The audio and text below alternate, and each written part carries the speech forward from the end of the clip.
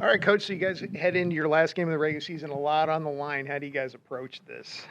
Yeah, I mean, I think these guys have earned a great opportunity, and so, I talked to them earlier this week. Like, I hope this doesn't require a lot of motivation for our coaches right now. I just think we put ourselves into this position, and obviously playing meaningful games at the end of November. I mean, we started ourselves and knew that we couldn't get ahead of ourselves because how important they all were, just one step at a time. And you get to this place at the end. And then, too, I think just similar to last week, I think, the storyline, I think I have as much respect for this head coach as anybody in the country. I mean, how many football games he's won, um, at Delaware, and then we played each other at Sam Houston, and just he's a ball coach. Like, I mean, he's had different schemes on both sides, at all these stops.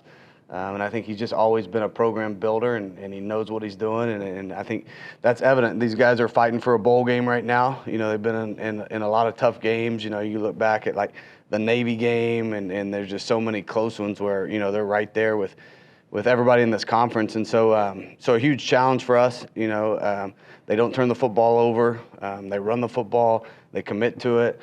I think that, they have really good specialists on both sides. I mean, probably best special teams that we faced so far. I mean, their punt returners electric. Their punters, maybe the best punter in this conference. So there's so many good pieces to this game, and them being a complete football team is something that, we can't take lightly, and we got to come out and, control what we can control. And the kids have done a good job. I mean, today, just on a fast week, getting back so late on Saturday night after the game, we really let them rest yesterday, and then really today's the only day that we'll have pads on. And so I thought they handled it well so far, a bunch of mental reps going into the rest of the week on a short week. Yeah, you talked about after your last game that was the first time that you really talked about conference championships and that kind of thing. And upon further review, it looks like you guys win and you're in. So how do you approach that with your team? Yeah, I just think, I mean, obviously right now, I mean, that's the obvious statement that I made to him. And I think that's why I think hopefully it doesn't create anxiety or create, anything with our coaches where we think we got to press now. Like, I mean, we know our recipe to success. We talked about that all year. We've been through ups and downs. We're battle tested, I think, and even, to prove that a little bit more, I think just getting down 14-0 on the road that fast against Rice, and then just really being able to settle in and come back and play our style of football. And so, we've won in a lot of different ways, and so we're pretty healthy for the most part right now. Besides defensive line, we're a little bit banged up, and we know that. And so yeah, I mean, we have plenty of guys to go out there and play gutsy this weekend, and it won't be anything different. I mean, we got to be able to control the football on both sides of the line of scrimmage. The weather's, it looks like the rain's pushed now till Saturday, so I think the weather should be good out there for us. So excited for the opportunity for our players. Yeah, how have your guys handled the situation here as the pressure kind of mounts at the end of the year? Yeah, they've been good. I think as a coach, you're always looking, to see if you need to lighten up the mood at times or whatnot.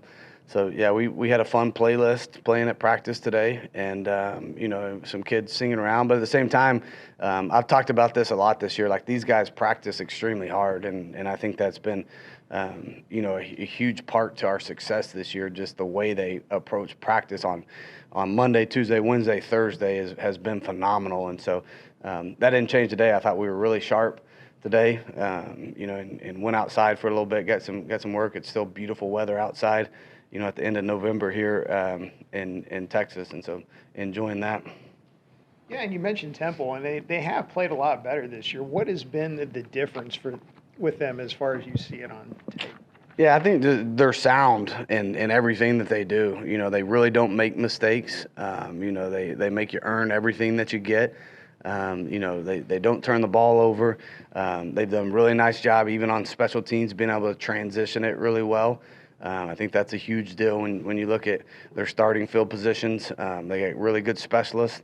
And I think this quarterback, manages the game really well for them and has made some big-time throws down the field. And you look at, some of their key wins. I mean, just tight windows with athletes making plays down the field. And so yeah, I mean, we'll have to obviously match all that and be able to, do a nice job. And I think just for us offensively, I think, continuing to establish the run game and have them, kind of pick, if they want to stay too high and defend the pass, or if they're going to try to add a guy into the run fits. And so we'll kind of have to play. People have done a lot of different things, especially these last 3 weeks against us, stuff that we hadn't seen on film. So I think that's a positive too, where, it's been nice to get Drew settled into some games on the sideline with the iPads. A bunch of your guys obviously played for Coach Keeler, was over at Sam Houston, where a lot of your defensive players came from. What kind of dynamic does that add to this game, just their familiarity with him? Yeah, I mean, I think there's a bunch of competitive people that play this game, right? And so I think, we're all friends and have a great deal of respect for him, just like I said. And then I think, it's like, you played the Turkey Bowl with your brothers in the backyard when you're growing up on Thanksgiving and you're trying to beat your family members, even though you love them, right? And so yeah, I mean, I think there's a bunch of competitive people. I think that this will be a fun matchup for all parties. A lot of the boosters that have been around this program for a long time, told me over the last few days that they're really willing to step up and kick in for NIL and to work on your contract and that kind of thing. What does that mean to you as a coach, with these people being willing to yeah, I help tell you you, I'm from just a small town in West Texas, and I think relationships have always been something huge for me at any step of the way. If you throw everything out of it, I love coming to work every day and coaching football, and I would coach football if I was coaching high school and the money was thrown out of it or anything like that. And so I think it's been fun, and even like I gotta just shout out Jared. We've kind of had this plan and to see it kind of come to life over the course of 3 years and to see people committed and there's been times we've been told no around here and I've always taken that as a challenge. I've never complained about anything we don't have, and so now I think just being able to see it. Starting with the support, fan support, alumni engagement, donor engagement, just fun for the kid, the interaction on the internet now on getting attention nationally. I mean, I think just all those things are a lot of hard-earned hours that you got this vision, this plan, and you sit in a meeting room with your boss and you want to be able to move the needle in so many different areas. In college football, it's all about moving the needles right now, financially. What Jared's been able to raise for us to get this weight room. I mean, just so there's so many things that we're kind of knocking things off one at a time, right? And I think at the end of the day, people love winning. They love supporting a winner. And but I think I've been really close with a bunch of these guys way before this season, and I think they would have done things before this, and so grateful. I would say I feel grateful, and then just been fun to see just everybody kind of get on board and hey, let's all start pulling the same direction, and so that's been fun to see. And of course, one of the things that I was told is, that the university's willing to kick in, around $1.5 million for NIL. What would that kind of extra funding in the NIL era do for this program? Yeah, it's just, I think it's everything. We've talked about retention around here for a lot of years now. I guess this will be going on year 3. And so I think, that's the name of the game, and that's, people are being able to build this roster. Now, I do think, too, now that it's more of a business, I think your business model needs to be good, right? And once you do have a business model, your money needs to be on the field. And if it's not, that's where people are getting in trouble. And you see people that, you hear these rumors, which I take everything with a grain of salt because I think some of these numbers are not true, to be frank with you. And so, but there are people that are paying a lot of money and they're not having great results right now, just across the country. And so I think, your football mind has to switch a little bit more to a business mind when you get into that realm of things. And at the end of the day, you want a return on your investment, right? And I think any good businessman would tell you that. And so, so I think that's no different. And so, but yes, I think getting there, obviously it allows you to build, a roster in a little bit different way. Coach, tonight is the college football playoff rankings. releasing later tonight. And obviously, you previously mentioned that there's kind of a number and that, it's relevant to the season. But obviously, this one kind of has some implications in terms of tiebreaker policies and whatnot with the championship. What do you think this team has kind of been able to prove so far up to this point and deserving of possibly being ranked? Yeah.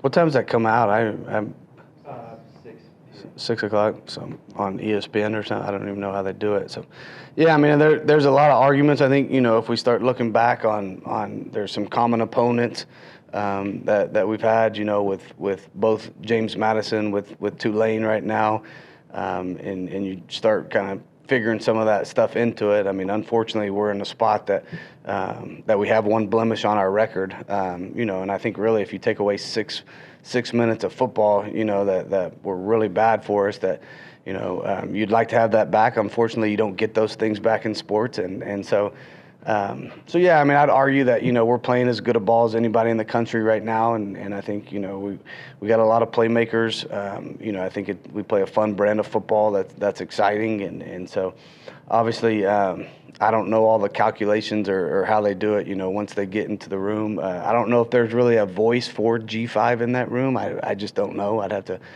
do research and figure out. I think probably not a real heavy one if I was a betting man. And so yeah, the cool thing is it's really going to matter in a couple weeks. And then just for us right now, like, that's out of our control. We've preached it all year, and so even though it does, like, I'll watch it tonight. I'll figure out, at 6 o'clock where we are. But then obviously I think, playing in a conference championship and winning that would be the most important thing. And then in regards to Temple, obviously you've been in Temple shoes with 5 wins, 5 wins and needing one more to become bowl eligible in 2024. Can you give us just some insight into how motivated you think this Owls team will be? Yeah, I think especially with Coach Keeler right now, you're building a program, and that takes time anywhere you go. And so I think, once you do, and then you get more practices, coming up, and that's more evaluation of your young roster. That's more, being able to develop some of those guys that are young and you're looking forward to playing next year. And so that would be the biggest thing, in my opinion, just the development overall, and you get a couple extra weeks of practice. And I think just being able to be together over the holiday season and continue to build, camaraderie and the locker room and everything like that. And I think it makes it for a lot more enjoyable holiday season for you. I can speak on both behalves there. Yeah, and then after UTSA, you mentioned this offense would be needing to be prepared for defenses keying on that run. And then since then, Drew's thrown over 608 yards, and then a couple deep shots in the last couple weeks. You mentioned that defenses have kind of thrown a couple different things at you in response to that. How do you imagine defenses to continue to try to adapt to this North Texas offense? Yeah, I mean, I think the cool thing about our offense is we kind of have some built-in answers for things, and so I think it's not as much on the sideline, hey, we got to totally switch and now we're going to this. I mean, we'll have stuff on our design play sheet for that week that should take care of it. We'll get in some mild things here and there that, we'll tweak some stuff on the sideline.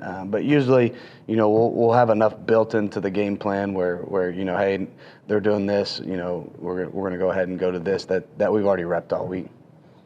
You guys recently passed that milestone with the 3,000-yard passer, 1,000-yard rusher, and 1,000-yard receiver. Just how much of that, how important is that in terms of a milestone, and just in terms of how much progress you've made in becoming a much more balanced offense? I don't know about that one. Have we had that before? Did we have it last year? 2 years ago. 2 years ago we had it. So yeah, some of those weird ones. There's someone sent me a tweet last night and just all these different, rankings of where we're at on some stuff right now. And like, to me, like, I've said that from the beginning, just like, we talked about, I do believe in running the football. Like, hopefully everybody's seen that this year and come to life. And as a coach, though, it's so important that you realize what you have and what you can execute on game day. Like, that's the most important piece of it. Like, I can drop a lot of cool plays that look cool and shoot, if you have time to get to that third or fourth read, it's going to be really open. And if you can't, pass protect wise, it's not going to look very cool because your quarterback's going to be sacked and you're going to be in second down and 20. And so, I think obviously those things are cool and cool. I think for the fans and for our SID and come up with with all the stats and stuff like that. But you know, obviously, I think I'll do whatever it takes to win this game, and you know, I'd take a 3-0 win in a heartbeat on Friday. You guys lost a couple players in that last game defensively, especially Quentin Hammonds. You know, how much of an impact is that without him that last game? Did you see on tape? And, you know, explain kind of how the seniority of this team has stepped up a lot. Yeah, I mean, I thought, you know, there's a ton of guys out there that I thought stood up for the defense this last week, and, you know, still obviously have the nucleus of it. And I think, you know, our back end, for the most part, safeties and corners are who they are, and we feel really good about our 3 corners, feel really good about our 3 safeties. And then, you know, you add Quentin that, you know, his role's changed a little bit since Shane went down for the year. And he's kind of been a little bit of a hybrid for us in this defense. And so I think that was the main thing for us, you know, already having, you know, lost a really good player, that the linebacker that in a game like that, they're going to do some similar stuff because it was so condensed, right, you know, with Rice's formations and sets and fitting the runs. And so, that was the biggest part. You know, you have all those reps invested in them. And hopefully, you know, he was back and practicing today. So hopeful that they can get out a tough kid that's really developed into, you know, he's just so smart. Like that's the biggest thing about him. He can really make decisions really fast out there. All spring and fall, we've been talking about, you know, red zone efficiency, third down efficiency, and you all have been able to really capitalize on that, as well as scoring off turnovers. And you kind of go over what has it been like with this offense this year that's been able to succeed so well, especially in the red zone and on third downs inside the red zone as well. Yeah, they take pride in it. Like I think, you know, as a coach, it's fun when you emphasize so much about it, and then like when we get in the huddle, like our kids are already talking about it, and that's the expectation that they have in the huddle themselves. And I think when it starts leading itself and they know that, and that's the vibe, and you got Johnny Dixon talking about it, you know, when it's 4th and 1 backed up in our territory. I mean, I don't think that they blinked at any of them. That was a weird thing last game. I thought, you know, just as explosive as we were and how many points we had, I think at halftime, like we were 1 of 6 on third downs, which was, you know, shocking. We need to be better than that and not to put ourselves in those 4th and short situations, right? It just came up naturally. We liked some plays that week and some matchups on some of those 4th and short calls that we thought we could execute at a high level. And then at the end of the day, like, it's all about execution of players. I mean, it's a players' game. They've done a great job of being able to go out there and execute the calls. You guys have a chance at 11 wins for the first time ever in program history, but it is Thanksgiving break. You know, attendance is not always great on Thanksgiving break for UNT. You know, what is a message you kind of have to UNT fans, especially without students here? What's the kind of message you have to those fans to come out to this game Friday? Yeah, I mean, I almost feel the complete opposite. I think, you know, that now that they don't have school, they don't have, a bunch of people won't have work after that day. And I think, you know, being able to spend time with your families on Thursday and then enjoying an afternoon out, both students and it looks like our student tickets already that are out are pretty dang good right now. So I think, you know, anytime you're able to have the fans behind you in a big game like this, I mean, obviously that's going to pay huge dividends for us. Our kids feed off of the energy in that stadium, and we've had some electric crowds this year. So I think, you know, this is almost perfect, you know, for us to give thanks on Thursday for everything, and then, you know, come out the next day and enjoy some time with your family. And so I expect that thing to be packed, you know, with a bunch of Mean Green fans to be able to come out and witness this all together. Yeah, and this morning I was looking at a video from Mike Leach. He's talking about Thanksgiving sides. And do you have a preferred Thanksgiving side? He was talking about he wants a little dabble of cranberry sauce, very particular in his stuff. Do you have something, your favorite? I've never just been a huge fan of Thanksgiving in general, just the food. You know, I don't love the turkey. Like, I like I'll eat dressing. You know, and I got a bunch of cousins that are big duck hunters, and so they're going to bring in town some fresh duck that they've been able to bring in, and so we'll have duck dressing, which I do like actually. And then I like green bean casserole, but I'm not a huge sweets guy either, and so I'd rather have ham than turkey. I think it's a little bit you know, more flavorful, and turkey's always dry. I don't know if it's just bad turkey or what, but yeah, not bad. Like I won't eat Thanksgiving for leftovers, but green bean casserole, duck dressing, and ham. Hey, Coach. Obviously, senior day coming up for you guys. You guys have a ton of senior leaders and ones that have made a huge impact this season. Just speak to how this class has led and contributed to the season you guys have had. Yeah, I think just had them all stand up, and I think just for everybody to look around and to have appreciation for what those guys have done for this program. And so the cool thing about nowadays college football is some of these guys, they're playing their 7th game at DACU, and other guys like Gabe Blair, I don't even know, Doug, that'd be another stat for you guys. How many games have Gabe played? Just a ton of football games. So 27? 47. So played 47. And so I think just this is their time, I think, with their families, and I think to soak it all up and enjoy the moment and have a great atmosphere and have their families there.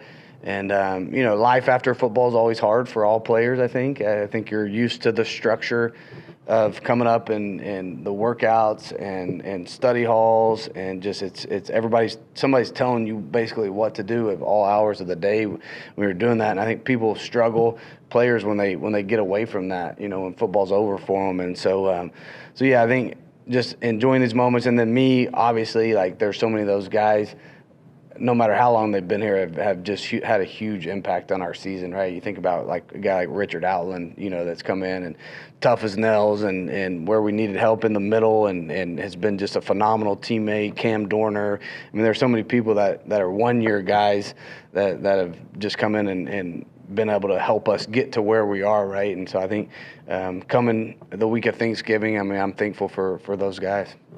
Yeah, one guy we haven't talked to this year because he's a freshman is Caleb Hawkins, who's had a big year. Now, you've gotten to know him incredibly well, I'm sure, over this time. What can you tell us just about Caleb Hawkins and his personality after a year? Yeah, I think just a coach's dream. I think, if I had to, make a player and give him all these traits, not only physically, because I would take every physical trait he has, just with toughness, the way he processes information, how smart he is, how gritty he is. He's never needy, never needs anything, and he's been the same guy. Like, he loves playing football, and we have to slow him down all the time, like on walkthrough days, because he's running full speed and just because he's really enjoying what he's doing every day. And so, I think I could sit here and talk about, throw a ton of adjectives at you on what makes me so happy to have him a part of this team. But yeah, he's a superstar. Yeah, and then the one last thing I wanted to ask you is this last week they had the student athletic fee vote that ended up, they ended up voting it down in a pretty close vote. Just what were your thoughts on that as you try to build this thing? Yeah, I mean, I don't, I think obviously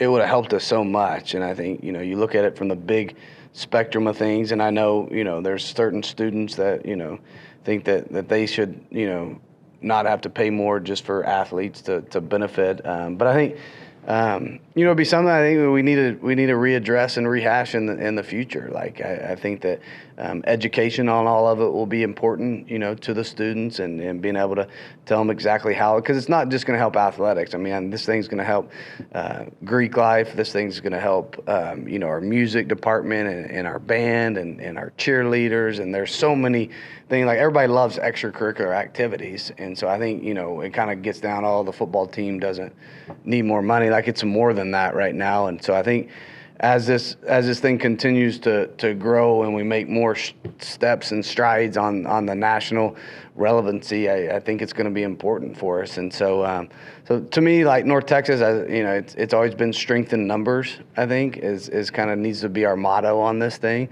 And for us to be successful, like, we're going to need everybody. Social media is such a big tool across college football and especially across the coaching carousel. And we've seen teams and coaches like Alex Golish and Ryan Silverfield and Summerall of Tulane have those rumors come up. And yourself, you just talked about how you've gotten tweets sent to you. You see that stuff all the time. How has you as a head coach wade through all these thick rumors and just things being said on social media that could definitely distract someone, especially a coach, or even just the overall team that's always on social media?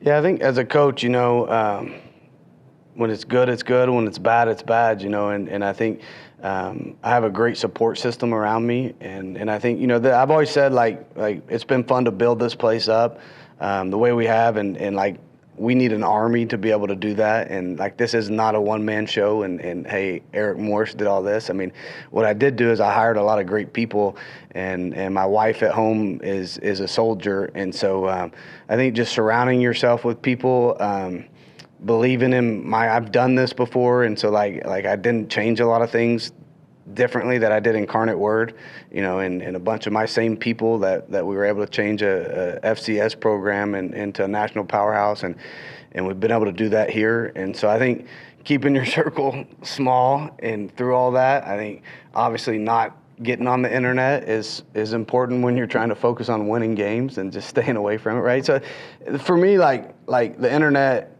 like self-promotion, like everybody should know here, I'm not a self-promoter. Like, there's been nothing, like they bring stuff to me all the time that they want to post, and it says talking about me, and I said, well, why would we not talk about these players that are doing so good? Like, who cares about me?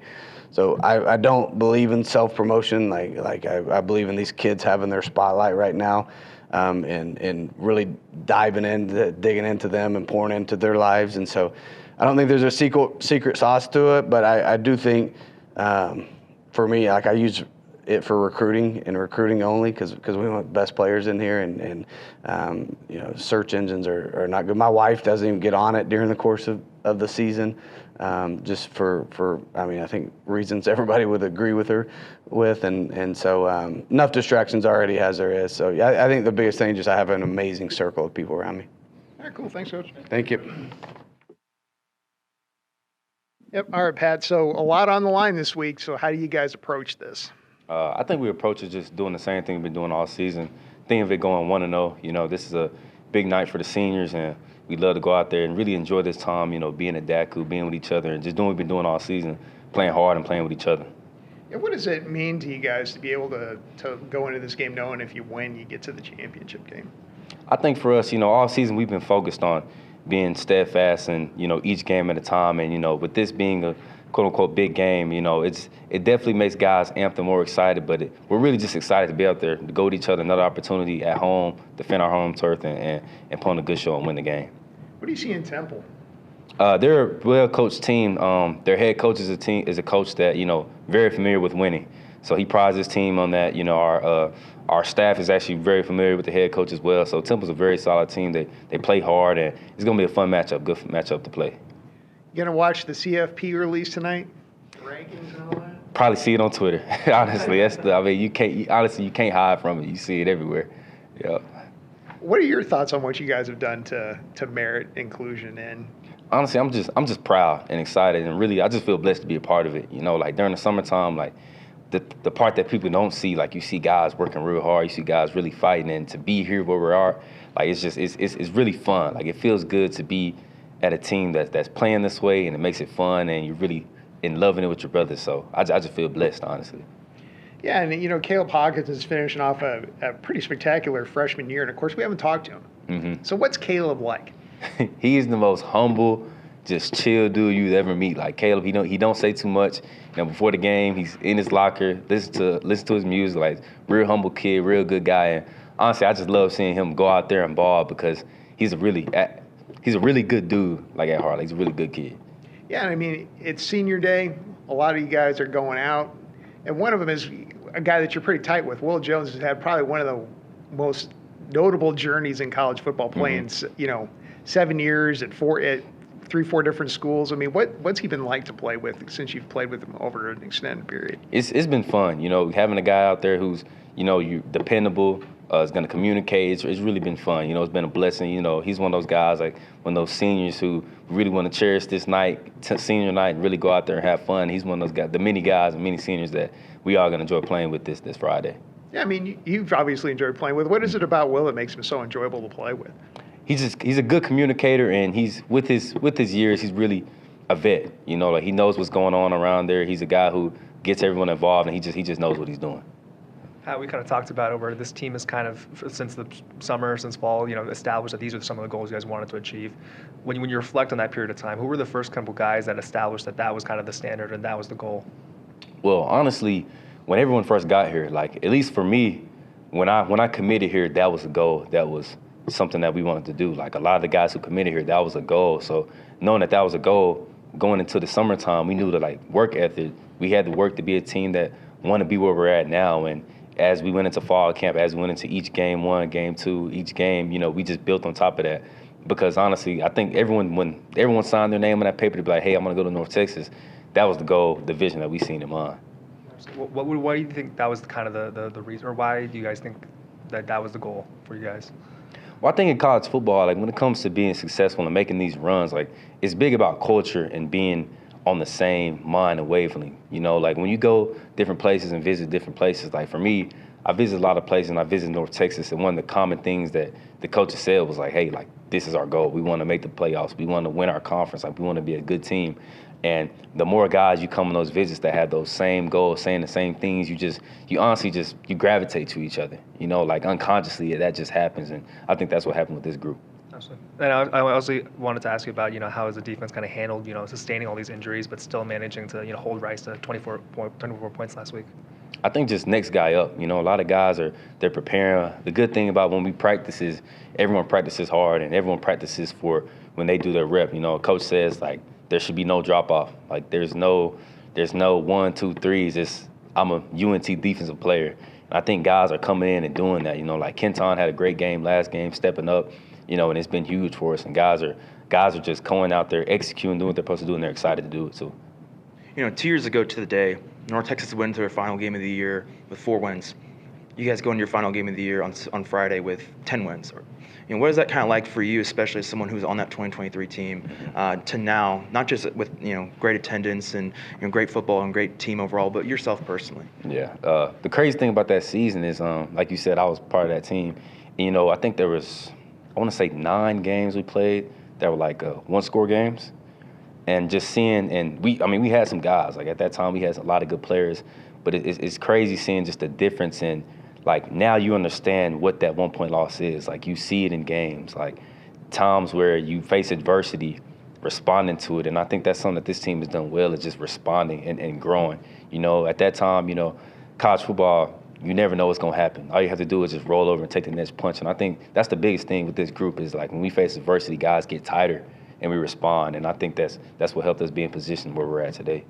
You know, you guys have guys like June on this team. Obviously, he's out for the year, but he's on that team as well. And what is it like to kind of see him, and especially a lot of these older guys on this team, even seniors going to the senior day, how they developed over these past few years? I mean, I think it's just fun seeing the growth. Like I know for me personally, from that time, I know I've grown. And Ethan was a guy who was also on that team, just seeing the difference. And the funny thing is like the guys who stayed, like June and Ethan, like just them specifically, going back at the time, you can see guys like just being just a little disappointed, like, dang, like man, we right there. And it's crazy coming back with those guys still being here and now they're able to say, like, hey, we got it done, or guys knowing what it looks like to get it done and doing that. So it's been fun to see that. And guys like June and Ethan, having them around, it's been really helpful. You know, I mentioned to Coach Moore about social media, and that's a big tool around college football, and everybody's on it, you know. How do you, as a player, especially, you know, older, you've been through college football ranks a lot more, how do you kind of wade through that and not let it distract you, especially as just yourself, even throughout your whole locker room and position group? Well, I mean, the thing is, like you just said, like that team last year, the people who's here now, they weren't there then. You know, the people that's here now weren't here in the summertime, you know. And the big one thing that we have is we always break it down on Team 110.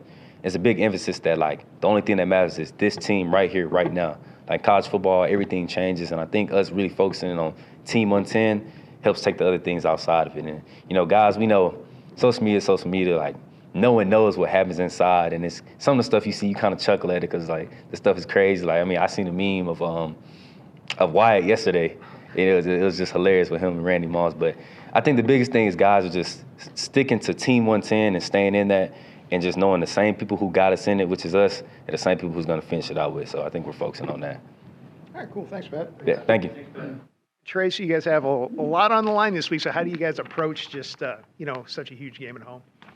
Just the way like we've been like looking into this game is just another one and stuff. Like it's no secret to it. Like we know like what's at stake and everything. But I mean, we just keep preparing each and every week, going into practice, cleaning everything up. We had like a quick turnaround with everything, took a little bit off and like getting our bodies right, getting our legs back under us. But we really had like a good day today out there on offense and defense, going out there executing and still doing like what we know we can do and stuff, and just taking this game as like another game as the next one.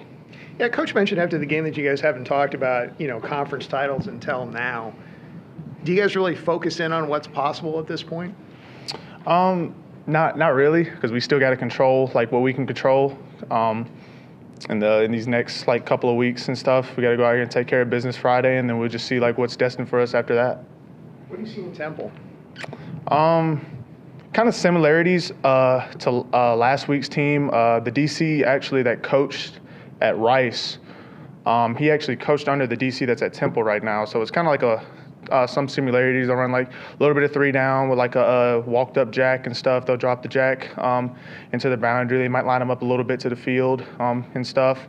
Not as much as Rice did with the jack when lining him up to the field and stuff. But like they have like some tendencies and similarities to what Rice did last week, but just a little bit more sound. Yeah, it seems like they've improved a lot this year. Have you guys thought about that or talked about that, just how much they've grown in the last few months? We definitely like talked about that. We know like we're not going like walking into this game and thinking that we're about to play like some pushovers or anything. Like they're competing for a bowl game. They're a game away from competing for a bowl game, and we know like their coaches and people are telling them that and stuff, are trying to keep them motivated and keeping them going. So we know like they're a couple points or so, a couple plays away from their record being completely different. So we know that they're a lot better than what their record shows. You gonna watch the CFP rankings tonight release? Oh yes, sir. Definitely see what happens. I'm gonna watch it, so that'll be really cool experience, especially for me. You think you guys have done enough to merit being included in those top 25 rankings? I ain't gonna say like that we've done enough. We let one slip earlier in the season and stuff. So I mean, we just got to continue to control what we control and just see where the chips fall and stuff, and just keep putting our best foot forward and trusting the guys that's been on the ship this whole time, and trusting the guy that's next to us that are going out there making plays with us each and every day. Yeah, one guy that's coming to an end of a special season is Caleb Hawkins, who we haven't talked to since he's a freshman. You've obviously gotten to know him over the year. What's Caleb like? Quiet, humble, really good kid, hard worker. Everything that you kind of like expect. Like it's not really no surprise when we see him take off. He's made a bunch of plays throughout camp and picks up the game really well. Very cerebral. Reese did a really good job of like mentoring him and stuff. Like he saw something in him and just kind of like took him under his wing and like mentored him, showing him like the protections where he needed to go and stuff, and helping like Caleb pick it up even quicker and stuff, which Caleb was already cerebral in picking it up, and just having like a veteran guy like that just to help push him along the way. I feel like that helped him take off even more too. But like Caleb, he's a special talent and stuff, and rightfully to say he's a really good football player. Yeah, and it's senior day, and you've got a lot of seniors with unusual stories, especially Will Jones, who's been playing college football for a long time in a lot of different places. You got to play with him this year. What has he meant to this team? He's meant a lot. I mean, he's been like an anchor in the secondary for us, making plays, constantly calling out everything, holding down the defense back there, and making sure everybody's in the right gaps, knows what they're doing and everything. He's made plays when his number's called and when the ball comes his way. So, I mean, he's meant a lot. I mean, everybody on that defensive side that's out there, they've done so much this year to just transition everything from the guys that have been here to the guys that we brought in. They just bought into, like, what Coach Cassidy and the staff and what Coach Morris's vision was for this season. They just, like, quadrupled everything that people were expecting of what they were going to do and stuff. That just comes down to everyone just believing in each other, from the offense believing in the defense and the defense believing in us. Like when we had moments where, we had like bow our necks and the defense like had like some shaky moments. We didn't hesitate. We go out there and we picked them up, and then once we got going, the defense started getting going, and vice versa. Like if we're having moments like the Western Michigan game, defense like bowed their necks, and